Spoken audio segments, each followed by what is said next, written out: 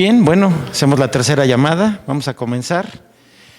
Muy bienvenidos todos a este año 2020, ¿verdad? Que empecemos con mucho éxito, ¿verdad? Les deseamos a todos mucha salud primero, ¿verdad? Prosperidad y paz, ¿no? Y armonía. Así que bueno, vamos a empezar este año que para la firma debe ser muy importante.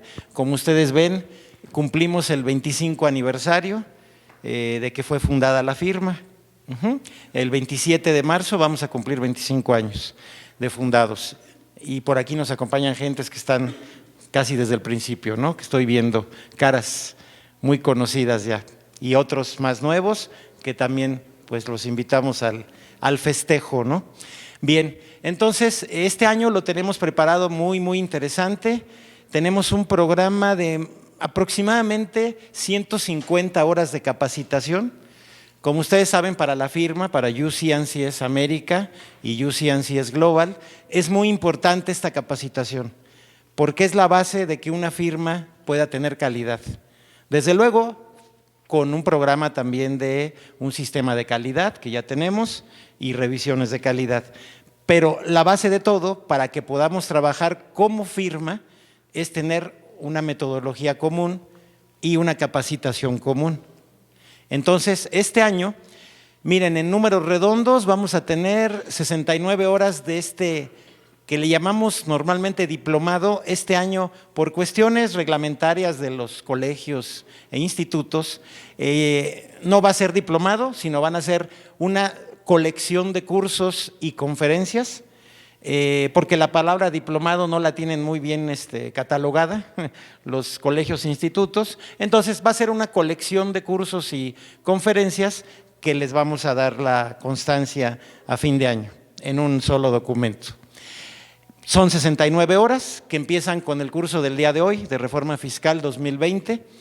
Tenemos también aproximadamente 60 horas de sesiones de valor agregado, es decir, cursos que de hecho se dan como un valor agregado sin costo para todos los socios, que normalmente los hacemos allá en Reforma 250 o en el MIDE, el Museo Interactivo de Economía.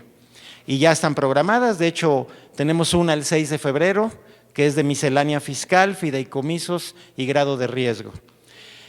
Y de las otras sesiones en Reforma tenemos este mes la del 30 de enero, que es el taller de auditoría para encargados en el software de la firma, en el software de auditoría de la firma.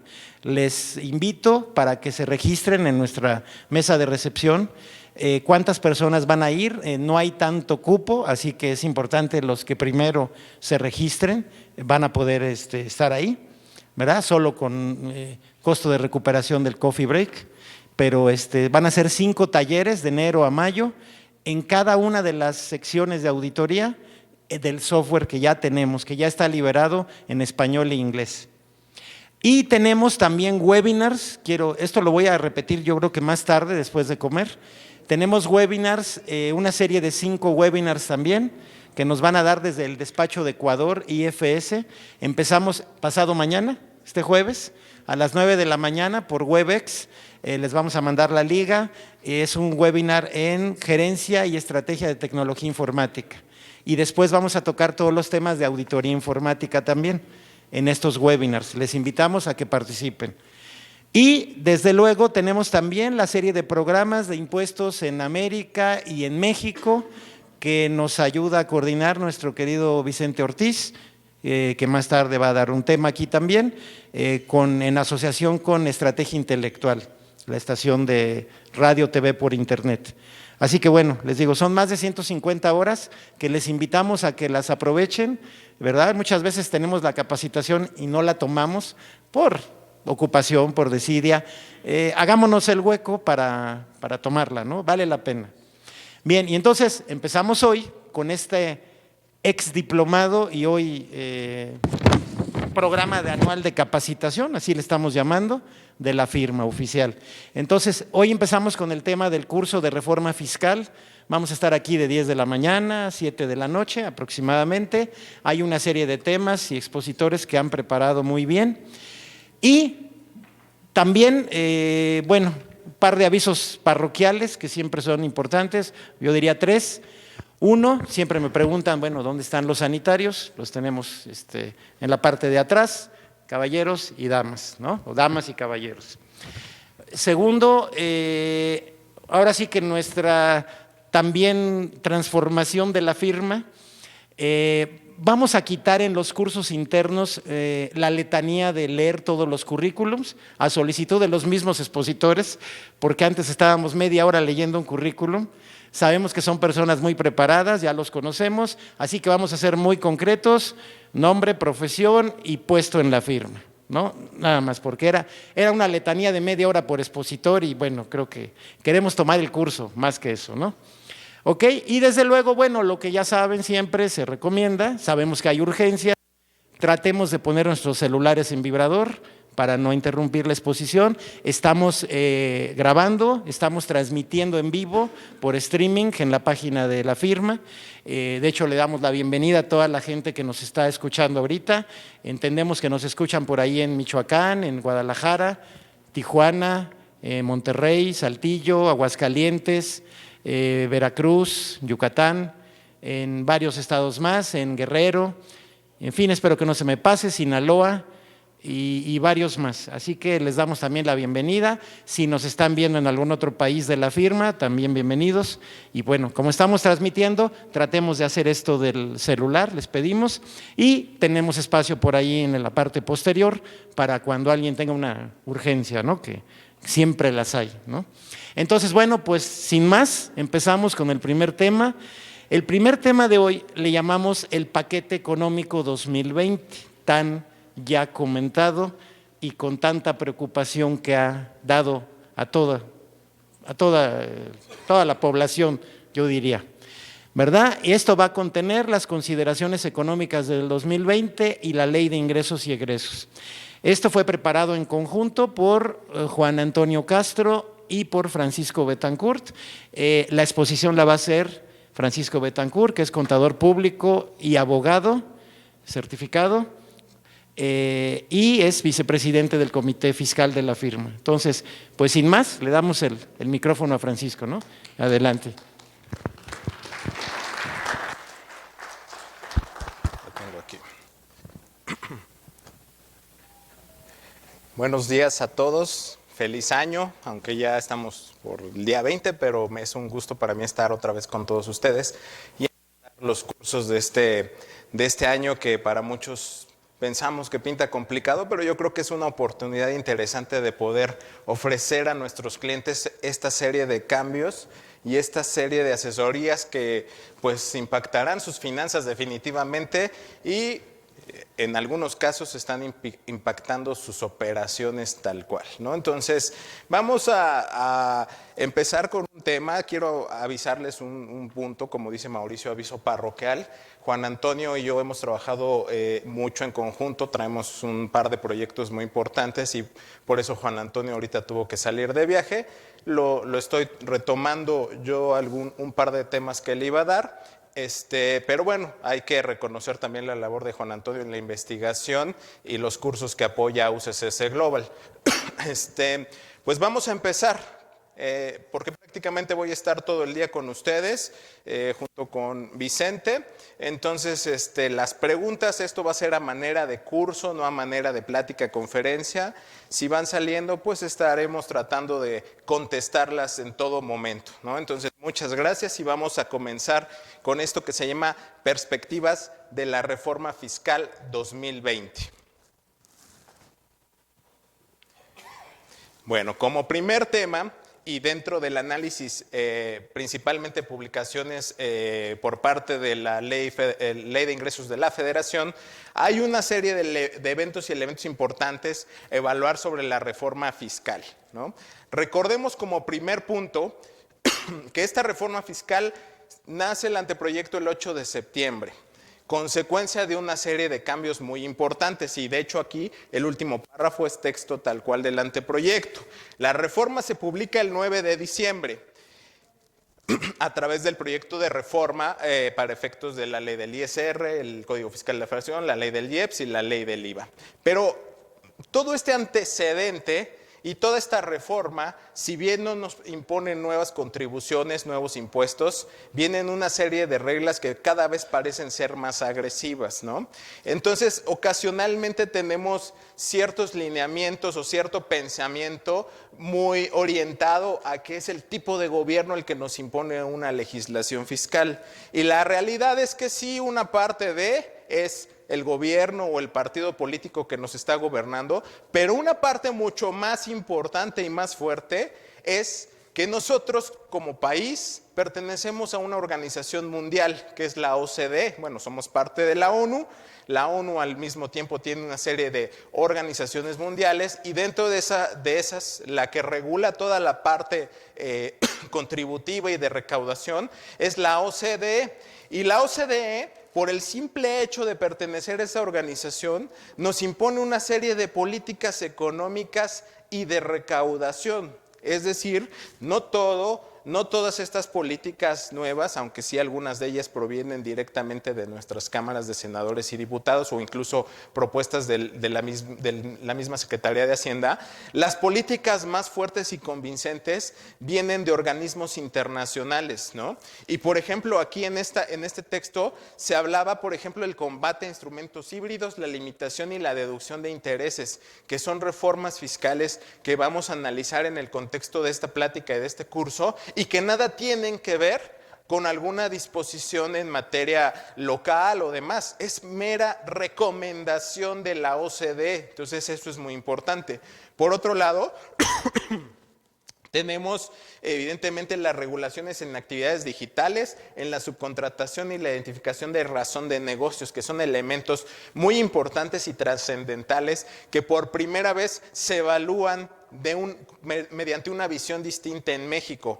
Y resaltamos un punto muy importante, la subcontratación de personal. Si bien hay una serie de omisiones en la legislación laboral y fiscal en el sentido de que no logran regular el cumplimiento de obligaciones laborales y por supuesto de obligaciones fiscales, en realidad esta reforma y la laboral que todavía ahí la tienen un poquito arraigada, es un impulso nada más de una situación que está viviendo nuestro país. ¿Con respecto a qué? A la firma del Tratado de Libre Comercio con Estados Unidos y Canadá, que es el famoso TEMEC, ¿no? Entonces, si bien el conjunto de todas estas omisiones que muchos contribuyentes en México, pues han empezado a perjudicar de manera sustancial al país, ¿no? Al grado de que nuestro presidente ha dicho que esto es un problema de seguridad nacional, no necesariamente es eso lo que lleva a que los países reformen sus legislaciones fiscales. Eso es un elemento muy importante, sí, pero también hay un elemento más importante y tal vez todavía mucho más preciso en la forma de recaudar, que es las recomendaciones que hace la OCDE para efectos de que un país tenga mejores recaudaciones y contribuciones más efectivas dependiendo de la situación económica de cada uno. Entonces, eso es un elemento importante a valorar, ¿no? Vamos a checar un resumen ejecutivo de la Ley de Ingresos de la Federación. Realmente no es tan necesario ponernos a analizar cuánto vamos a recaudar en miles o miles de millones o billones de pesos, porque pues bueno, todo esto a veces ni siquiera lo entendemos, ¿no? Lo importante es que señalaremos un par de cifras. Estas cifras básicamente son con base en los criterios generales de política económica establecidos para el 2020, se publican en la Ley de Ingresos de la Federación. Al mismo tiempo también en la Ley de Ingresos de Federación hay una ley de egresos, ¿no? Para ver cómo se van a distribuir todos estos recursos económicos, pero lo importante es conocer cuáles son las expectativas, ¿no?, de nuestro gobierno. Hoy en día en la radio y también en una publicación que ahorita está rondando en las redes sociales, se habla de una disminución al crecimiento del Producto Interno Bruto, ¿no? Entonces vamos a ver estas cifras de primera instancia. Para efectos del 2018 y 19, resaltamos y los principales elementos. Todo esto es con base en la encuesta sobre perspectivas de especialistas fiscales, datos de la Secretaría de Hacienda, INEGI y Banco de México, ¿no? Este comparativo tal cual lo obtuvimos de ahí. Entonces, tenemos que en el 2018 tuvimos un crecimiento del 2.0 y en el 2019, pues un desafortunado crecimiento del 0.19, ¿no?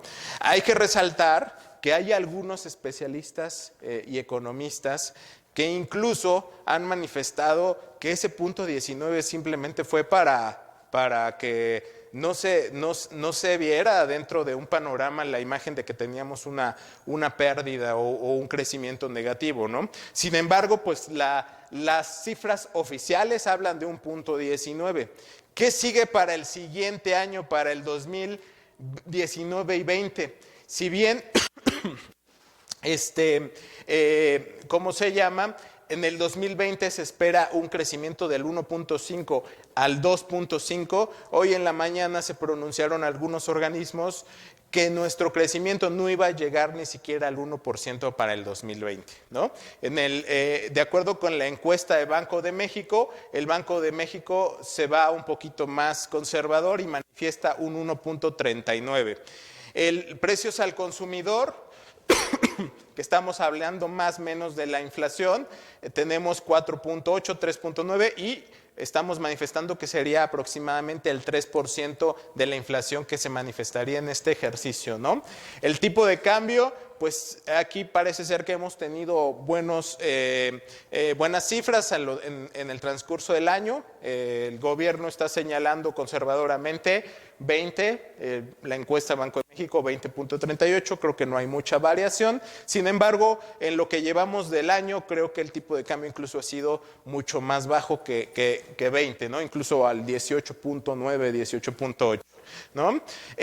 Por otro lado, tenemos el CETE, que también tiene una pequeña disminución del 7.8 a 7.1 y pues miren, hay una serie de cifras que no me gustaría ya meterlas porque habría que analizar más. O sea, lo que yo quiero dejarle con estas cifras, que todas las van a tener en sus plataformas, si la presentación se les hace llegar y demás, pues básicamente es que las cifras, incluso las oficiales, no están mostrando un incremento a la economía y a las finanzas públicas de nuestro país. El incremento sigue siendo muy pequeñito, entonces todavía hace falta que el gobierno ejecute esos planes de inversión que tiene, que se ejecuten otras, digamos, otras herramientas para fomentar la inversión en México, para crear nuevos negocios y que evidentemente el crecimiento del Producto Interno Bruto, la inflación, creo que no tenemos problemas inflacionarios hasta ahorita, pero básicamente el crecimiento del Producto Interno Bruto junto con la creación de empleos sean elementos importantes para que en función de ello podamos tener una mejor recaudación, ¿no? Porque nuevamente, y esto ya es como opinión personal, nos estamos centralizando a que la reforma fiscal viene a impactar a los que ya son contribuyentes. Hay que diferenciar a los contribuyentes de los defraudadores, porque hoy en día toda la reforma fiscal única y exclusivamente hablan, tanto en noticias como en mañaneras, como en redes sociales, de que los contribuyentes son defraudadores, que utilizan elementos como el outsourcing, de las famosas emisoras de comprobantes fiscales que simulan operaciones y las empresas que los deducen. Sí, pero en realidad ese porcentaje será un porcentaje de algunos casos que ya la autoridad, pues, como bien dijeron, ya los tienen muy identificados, ¿no? La realidad es que necesitamos impulsar la inversión tanto nacional como extranjera y cambiar un poco la visión que se tiene de los empresarios, porque realmente la imagen actual pues es que la mayoría de todos los contribuyentes incurren en prácticas fiscales indebidas, ¿no? Entonces vamos a seguir con esto. De igual forma, hablábamos que hay fundamentos macroeconómicos sólidos en el entorno internacional. No lo puse en esta presentación, pero hay un elemento muy importante publicado en la OCDE, ¿no? Hay un estudio muy bueno que se hizo en el 2015-2016, donde se impulsaban una serie de reformas fiscales. No, no es cierto, fue en el 2013 para la reforma de 2014. Y ese estudio estaba muy interesante, lo hizo la OCDE. ¿En qué sentido? México es el peor país recaudador de todos los países de la OCDE, ¿no? Y ahí manifestaba que además de la recaudación que teníamos en ciertos periodos en los últimos 20 años, resulta que nuestra recaudación más importante se la atribuían al sector petrolero. Entonces, si somos expertos en algo en este país, es en evadir impuestos. La recaudación de México por contribuyente y por número de contribuyentes es muchísimo más baja incluso que otros países con extensión territorial menor o con producto o con crecimiento económico menor, que pueden ser países de Centro y Sudamérica.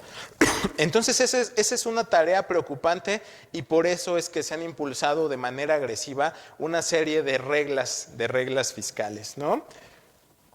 Ahora, los aspectos importantes que sucedieron en el 2019 y que están llevándonos a esta, llamémosle, nueva reforma fiscal de 2020, pues son una serie de elementos que vamos a analizar ahorita de manera conceptual, ¿no?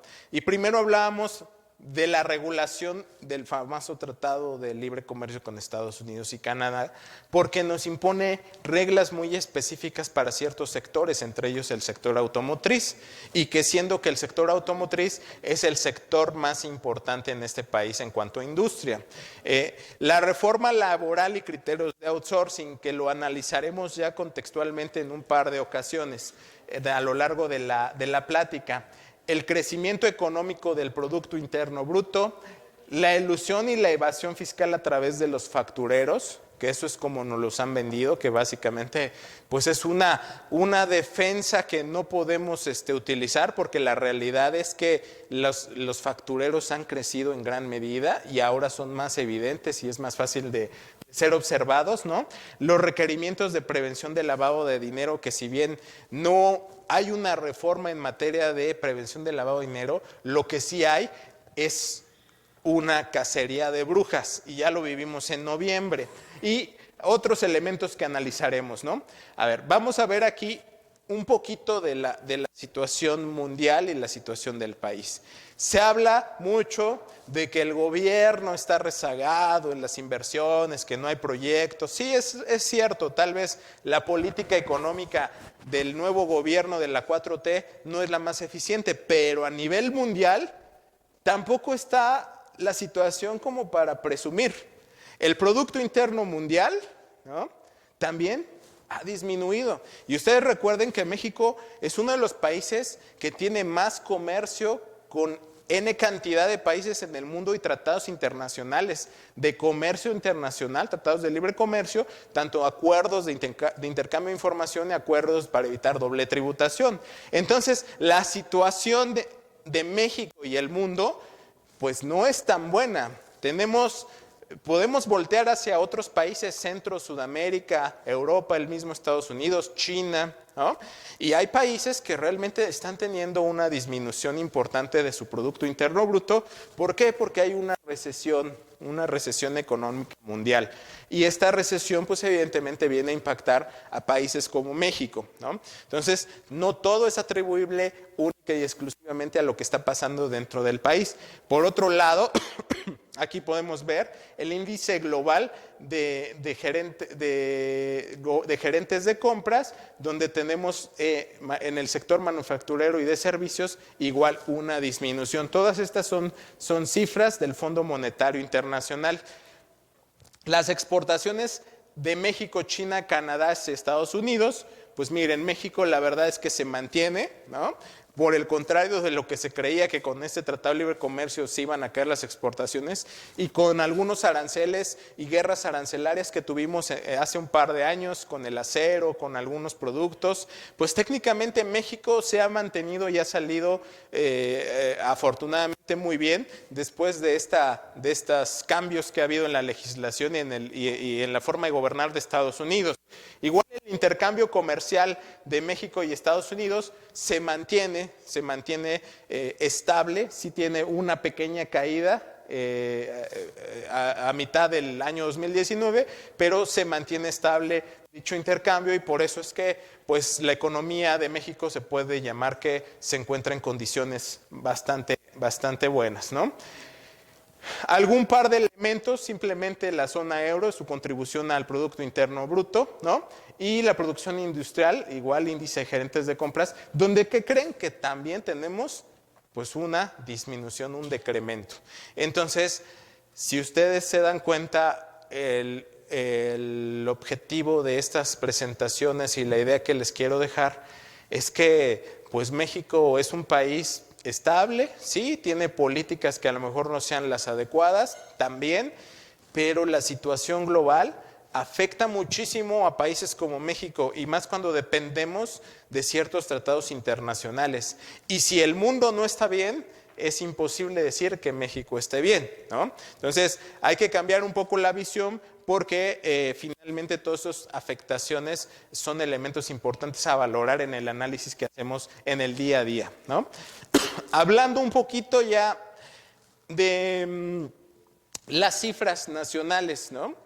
La realidad, que no está publicado tampoco en el, ¿cómo se llama? No, o al menos no lo he visto todavía publicado en la página del SAT o en alguna página de gobierno, es que la recaudación que tenían establecida para el 2019 no fue el número al que querían llegar, es decir, estuvieron abajo de los ingresos que habían presupuestado conforme a la Ley de Ingresos de Federación del 2019, ¿no? Entonces, pues realmente eso habla de que hay una disminución en las finanzas del país. Es evidente que mientras mejores números tengamos en las empresas, en los negocios y en la situación financiera, la recaudación es mejor.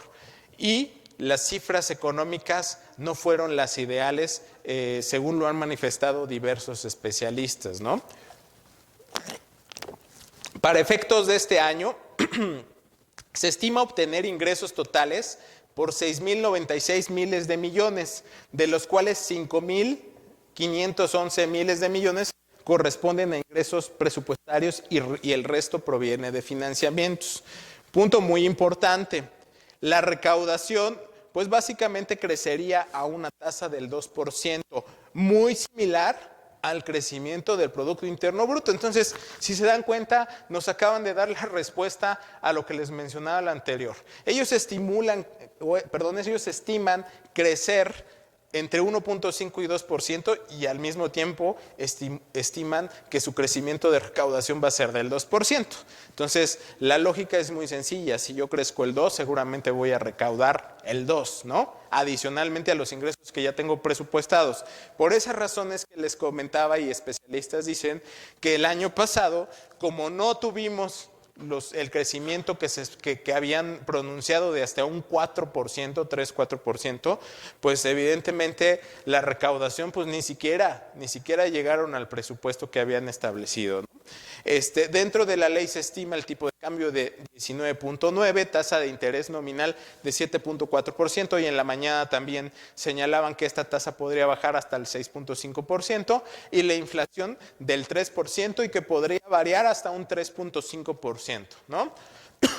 Adicionalmente se prevé que el precio del promedio de barril se encuentre en $49 y el crecimiento lo manifestamos del 1.5 al 2.5, ¿no? Esto es ya publicaciones directamente de la página del SAT, ¿no?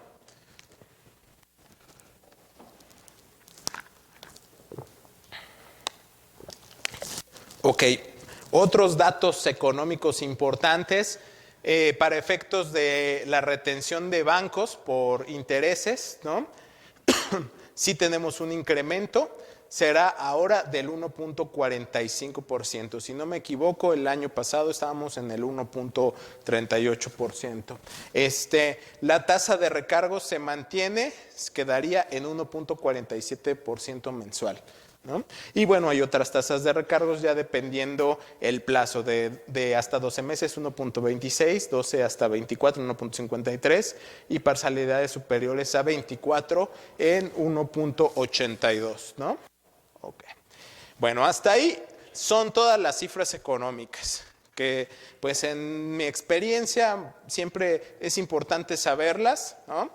Y monitorearlas porque es un panorama, es algo interesante que incluso podemos nosotros utilizar como herramienta de venta y utilizarlo para evaluar en dónde nos encontramos y dónde dónde están localizadas las situaciones económicas de nuestros clientes, ¿no? Entonces, creo que es un elemento importante y una cultura general que deberíamos y estamos obligados a saber como contadores, abogados y expertos financieros, ¿no? Ahora vamos a ver un poquito acerca de la Ley de Ingresos de la Federación, que les adelanto, realmente no tiene muchos cambios. Por ahí tiene un par de cambios interesantes, pero creo que no son importantes, ¿no? Seguimos manteniendo varias disposiciones, varios decretos de ejercicios anteriores. Entonces, primero, pues bueno, el decreto de región fronteriza se mantiene mientras en las mismas condiciones. Recuerden que el año pasado salió el famoso decreto de región fronteriza del 50% para efectos del ISR y para efectos de la ley del IVA, ¿no? Y se acotan significativamente estos estímulos fiscales del IEPS y de peaje, que son estímulos fiscales establecidos en el artículo 16 de la Ley de Ingresos de la Federación, y donde habrá que analizar ese acotamiento, porque todo va en función de un cambio que tuvimos radical en el ejercicio 2019 que se llama compensación universal, ¿no? Entonces, el otro es el empleo a personas por discapacidad de adultos mayores, deducción del 25%, pues también se sigue manteniendo. Entonces, a ver, aquí les detallo ya a grosso modo cuáles son los estímulos fiscales establecidos en la Ley de Ingresos de la Federación. Y la primera es el estímulo del IEPS, diésel y biodiesel para contribuyentes menores a 60 millones de ingresos, ¿no? Y este estímulo, pues principalmente es un estímulo que se encuentra orientado al sector transportista y al sector agrícola, ¿no? Y consiste en que cuando se compre diésel o biodiesel vía importación o directamente a través de Pemex, podré acreditar este estímulo contra el impuesto sobre la renta, ¿no? Entonces hay por ahí un estímulo interesante. El estímulo en peaje para contribuyentes con ingresos a 300 millones de pesos, que también se mantiene para el sector transportista, que es mejor conocido como el régimen de coordinados, ¿no? El estímulo a adquirentes que utilicen combustibles fósiles, el estímulo de derecho especial sobre minería para contribuyentes con menores a 50 millones de pesos, exención de pago del derecho de trámite aduanero que se cause en la importación del gas natural, estímulo fiscal del IVA al IEPS para los del régimen de incorporación fiscal cuando apliquen ciertos porcentajes por sector económico, y un nuevo estímulo que realmente es la novedad del artículo 16. Todos los demás, si revisan la ley del año pasado, la del antepasado e incluso de muchos años atrás, se mantenían, esos estímulos siguen existiendo, ¿no? El nuevo estímulo es el que está en la fracción 7. ¿Y qué señala? Se incorpora un estímulo para la enajenación de libros, periódicos y revistas con ingresos de hasta 6 millones que representen el 90% de sus ingresos, consistente en una deducción adicional en el 8% del costo de los mismos. Entonces, ¿esto qué significa? Si soy una empresa que vende libros, periódicos y revistas y mis ingresos acumulables no son mayores a 6 millones de pesos en el ejercicio, puedo aplicar una deducción ciega del 8%, ¿no? En el costo, ¿no? Ese básicamente es el nuevo cambio que incorporaron a la Ley de Ingresos de la Federación. ¿Por qué hablaba en la lámina anterior que se acotaban significativamente, porque si ustedes analizaban los estímulos que teníamos para efectos de la ley del IEPS y para efectos de básicamente para el régimen de transportistas y agrícola, o incluso para aquellas empresas que utilizaban diésel y biodiesel en el uso de maquinarias con ciertas actividades industriales, pues los estímulos consisten en poder acreditar el impuesto o incluso en poder deducir ese impuesto directamente al impuesto sobre la renta. Sin embargo, se acotan ahí un poquito las reglas porque ocasionalmente esos estímulos generaban posibles saldos a favor. Y recuerden que con la eliminación de la compensación universal, pues habría que analizar los efectos, ¿no? Yo creo que básicamente esa es la limitante. Los estímulos siguen existiendo, pero sería tal vez imprudente señalar que yo voy a acreditar y lo que me sobre lo voy a poder aplicar. No, más bien la norma va dirigida a que el acreditamiento lo hagas directamente sobre el impuesto y hasta ahí. O sea, hasta ahí se acabó el estímulo fiscal, ¿no? Entonces, eso es un elemento importante a considerar si llegan a tener pues alguna situación que evaluar sobre esta posible aplicación de estímulos fiscales. Ok. Esto nada más igual se deja ahí, lo voy a platicar. Ese es un link donde se señala de manera, si no me equivoco, vienen los últimos 15, 20 años de historia en recaudación del país y donde claramente se visualiza pues la falla del 2019 en materia de recaudación. Es decir, la recaudación de 2019 incrementó muy poquito con respecto a recaudación de ejercicios anteriores, ¿no? Y ahí pueden verificar incluso por el tipo de impuesto cuánto se recauda por IEPS, cuánto se recarga por YETU en 2008 que apareció la famosa ley del YETU, ¿no? Por impuesto sobre la renta, por IVA, impuesto sobre adquisición de automóviles nuevos y N cantidad de contribuciones, ¿no? Entonces, este link, verifíquenlo, está publicado en la página del SAT y es una hoja en Excel donde nos dice por año cuál es el monto recaudado por parte de la autoridad, ¿no? Ahora, pues básicamente nuestras perspectivas económicas ya fueron cubiertas, pero me toca a mí ser parte introductoria de este curso, ¿no? Y precisamente voy a preparar en esta plática como una serie de elementos que dan origen a las reformas del 2020 que hay que considerar y que fueron cambios que nos metieron a final del 2019 y que tal vez ni siquiera los observamos por estar esperando la famosa y conocida reforma de 2020 o por otras situaciones económicas que pues el gobierno ha sabido nublar perfectamente. Entonces, entre estas novedades y cambios, ¿no? Pues vamos a analizar algunas, ¿no? De primera instancia, la eliminación de la compensación universal. En redes sociales que están de moda, se hablaba que había un par de contribuyentes que habían ganado el juicio de amparo de manera lisa y llana. Eso es totalmente falso, ¿no? Eso no se ganó. La compensación universal se elimina, ¿no? Y pues básicamente esto fue uno de los elementos que genera una recaudación o un flujo de efectivo mucho más importante para la autoridad, ¿no? Aquí justamente se habla de los amparos más importantes que finalmente, pues bueno, fueron negados. Ahora bien,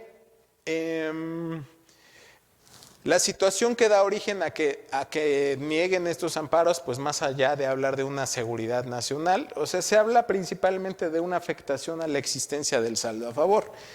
Sin embargo, por ahí dejo un pequeño tip, ¿no? Si ustedes le dan lectura al artículo 23 del Código Fiscal de la Federación, podemos analizar que también existe la compensación de oficio y esa puede ser invocada en ciertos momentos, ¿no? ¿Y qué es la compensación de oficio? La compensación de oficio era un tipo de compensación muy parecida a la compensación universal, en donde la autoridad, después de un acto administrativo, incluso un acto administrativo de ejecución, señalaba, sabes que ya vengo a cobrarte, me debes 1,000,000 de pesos, y no me lo has pagado. Autoridad sí, pero sin llegar al tema de anteriormente poder compensar ese impuesto, pues todavía tengo un saldo a favor de 2 millones de pesos del IVA, pero tu saldo a favor, tu saldo en contra es del impuesto sobre la renta. Entonces, en muchos casos y muchas resoluciones prevalecía ese elemento muy importante que se llama compensación de oficio. Me debes 1 millón, pero tú me debes 2 millones, y podíamos invocar esa figura en aras de poder restituir la deuda, una deuda con otro, ¿no? Entonces ese es un elemento importante. Ojo, no se llama compensación universal. Y ojo, no lo puedo invocar cuando se me dé la gana. O sea, son muy especiales las características para poder invocar una compensación de oficio, y normalmente es en el ejercicio de las facultades de comprobación de la autoridad o incluso en las facultades de ejecución de un crédito fiscal. Entonces, por ahí ese es un tip interesante que podría utilizar, ¿no? Por otro lado, bueno,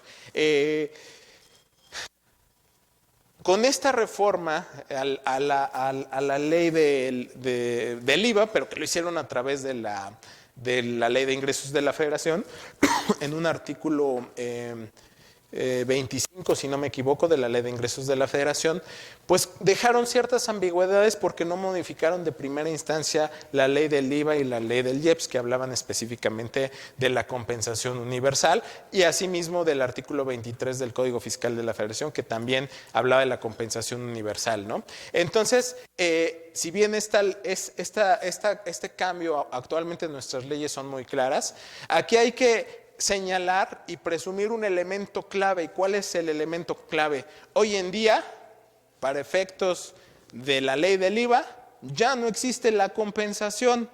¿Dónde sí existe la compensación? En impuestos sobre la renta. Ejemplo, en impuestos sobre la renta tengo pagos provisionales de 100 pesos y mi impuesto anual del ejercicio es de 80, 100 menos 100 más 80, ¿cuánto me da? Menos 20. Esos menos 20, ¿qué puedo hacer? Solicitarlo en devolución o compensarlo contra impuestos futuros. ¿Qué impuestos? Del impuesto sobre la renta. ¿Cuál? El propio. El de terceros no es posible. Pero ahí existe la compensación. No se llama compensación universal, simple y llanamente se llama compensación de saldos, ¿no? ¿Qué tengo que hacer? Pues presentar mi aviso de compensación. Pero para efectos de la ley del IVA, ¿por qué decimos que se eliminó totalmente la compensación? ¿Por qué? Pues porque la ley del IVA, la única forma en que me permitía compensar ese impuesto antes de esta reforma eran de dos situaciones. Uno, tenía un saldo a favor de la ley del IVA o un pago de lo indebido. Y ese saldo a favor lo podía, ¿qué? Compensar contra otros impuestos. Llámese retenciones, ISR, excepto la retención del impuesto al valor agregado. Incluso contra el IEPS lo podía compensar. Pero también lo podía compensar contra la ley del IVA. ¿Cómo? Pues cuando yo tenía un saldo a favor de impuestos generado en un mes, vamos a poner que lo generé en enero del 2017, porque estamos hablando de la ley anterior, pero de repente me generaban un crédito fiscal en junio del 2016. Entonces yo me encontraba en una situación de que tengo un saldo a favor de un ejercicio y mes posterior contra un impuesto a cargo del ejercicio de 2016, y podía yo compensar 17 contra 16 en el mismo IVA. Hasta ahí estamos de acuerdo, ¿no? Entonces, ¿existía la compensación en el IVA? Pues totalmente. Hoy en día, con los nuevos lineamientos que ya se verán en la ley del impuesto al valor agregado, simple y sencillamente ya no existe esa compensación. Si yo tengo un saldo a favor de la ley del IVA, ¿qué es lo que tengo que hacer? Solicitar la devolución, ¿o qué más?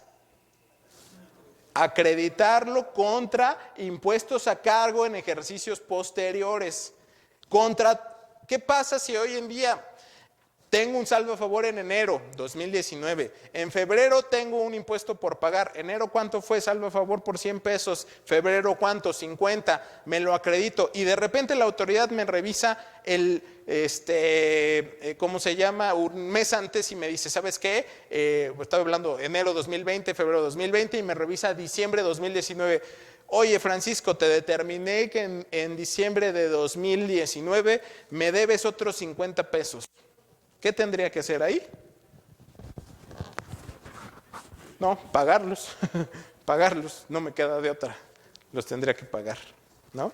La compensación de oficio tiene ciertas particularidades, pero de manera general tendría yo que pagar esos impuestos. Oye, pero tienes los 50 pesos de saldo a favor. No importa, se eliminó la compensación y la regla actualmente en el artículo 5 y 5A en materia de acreditamiento es muy clara, ¿no? Entonces, esto es un elemento, ¿no?, que habrá que tomar en consideración y hacerle ver a todos nuestros clientes, porque muchos están acostumbrados al financiamiento a través de saldos a favor del IVA, que pues ya no existe la compensación hacia atrás del IVA, ¿no? Entonces, pues hoy en día, si me equivoqué hacia atrás, ¿qué tengo? Pues que pagar con actualización y recargos, ¿vale? En materia de prevención de lavado de dinero, nada más esta es una chispita porque no hay una reforma específica sobre esta ley larguísima que se llama Ley Federal de Prevención e Identificación de Operaciones con Recursos de Procedencia Ilícita. ¿No? Ya me lo logré aprender después como de 5 años. Esta ley sigue vigente, siguen señalándose los preceptos y ojo, recuerden quién es el que nos buscaría en caso de iniciar facultades de comprobación para efectos de esta ley. Si es el SAT, pero este ente se llama Unidad de Identificación Fiscal, que básicamente es un conjunto de autoridades en donde está el SAT y en donde está la Procuraduría también, para identificar operaciones que sean fuente de que los recursos posiblemente provengan de recursos ilícitos, ¿no? Nunca confundamos, porque eso es muy común, lo que es lavado de dinero de defraudación fiscal. Ambos son delitos, sí, se tipifican en el orden penal totalmente, pero son diferentes. El lavado de dinero simple y sencillamente es, el lavado de dinero es la incursión de dinero que tiene una procedencia ilegítima, ilegal, al sistema financiero, ¿no? ¿Qué quiere decir? Lavado de dinero puede ser dinero que provenga de una actividad de venta de narcóticos, de trata de personas o de narcotráfico o secuestro, ¿no? Y que la suban al sistema para ser fiscalizada y regularizada para su uso. Mientras que el delito de defraudación fiscal, y es ahí por eso que Coparmex y los empresarios se defienden muchísimo, es que el delito de defraudación fiscal es la omisión de una contribución, entre otros delitos, pero la más importante es la omisión. Sin embargo, los recursos que dieron origen a esta omisión son totalmente legítimos, ¿no? Entonces, hay una diferencia grandísima entre el lavado de dinero y la defraudación fiscal. Bueno, a grosso modo, ¿qué pasa aquí en estas nuevas disposiciones del 2019? Simple y sencillamente, en noviembre a todo mundo nos llovió un aviso de opinión a ustedes no les llegó, tuvieron suerte, pero un aviso, una opinión donde nos invitaban a cierto tipo de contribuyentes que ¿cómo se llama? Actividad en el Registro Federal de Contribuyentes fuera similar a los conceptos del artículo 17, ¿no? Entonces, pues básicamente estos elementos hay que analizarlos en un contexto mayor, porque ¿qué creen? Que las sanciones en la omisión de la ley de prevención del lavado de dinero son altísimas. Entonces, si ustedes cayeron en alguna de estas situaciones, les recomiendo que se regularicen. Y nuestra materia, en algunas particularidades que son los servicios profesionales, pues sí, es una actividad vulnerable para efectos de la ley de prevención del lavado de dinero. A grosso modo les voy a resumir los demás elementos. Yo voy a estar más tiempo con ustedes, pero tenemos que dar paso al siguiente expositor. Entonces, ni se preocupen porque sí vamos a abarcar todas estas situaciones. Voy a platicar un par de ellas y posteriormente las retomamos, ¿no? Otro elemento importante, pues es que, pues ahí entre que no quisieron, nos volvieron a modificar los comprobantes fiscales, tanto el CFDI para efectos de facturación, como el CFDI de nóminas, ¿no? Ahí les dejamos los cambios, tómenlos en consideración, porque si no impactan esos cambios, simple y sencillamente, ¿qué será nuestro gasto? No deducible, totalmente, ¿no? Y a ver, nada más déjenme ver. Sí, todavía nos faltan elementos que podemos platicar en la siguiente plática. Por ahora, para concluir esta breve participación, esta breve presentación, repito, me tocó a mí abrir esta excelente inicio de conferencias en el año y me da mucho gusto la participación de todos. Me da mucho gusto estar aquí y seguir apoyando a Mauricio. Nos vemos en un ratito más. Les agradezco y pues tomen en cuenta estos objetivos de esta primera plática. Conocer básicamente la sustancia económica de a dónde van impulsadas estas reformas en materia de recaudación y a dónde quiere llegar este país con este tipo de nuestro gobierno, con este tipo de reformas. Entonces, ahorita seguimos platicando sobre estos elementos, tendremos más tiempo y les agradezco mucho y nuevamente bienvenidos a esta plataforma de UCCS Global. Muchas gracias.